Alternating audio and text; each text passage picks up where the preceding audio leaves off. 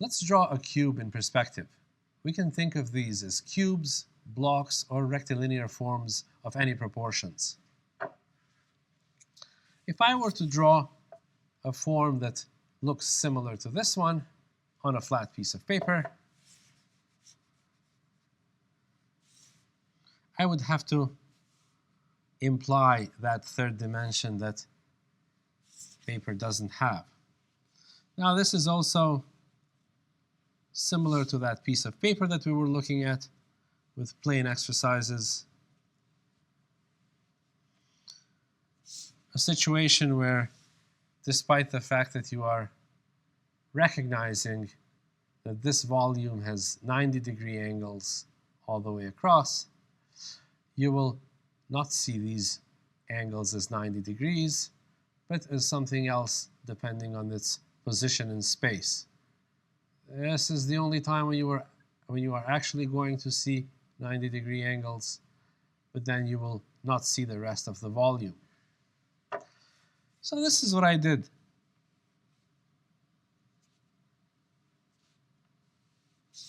In order to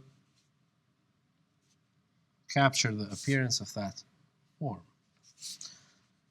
This is freehand, not very precise, but it emphasizes a couple of important points here. The plane that's nearest to us, the vertical edge that's nearest to us, is drawn a little bit taller than the vertical plane that's further away, or the other vertical plane further away to the right, or the frontal plane smaller than the back one, or the edge on the right longer than the edge on the left.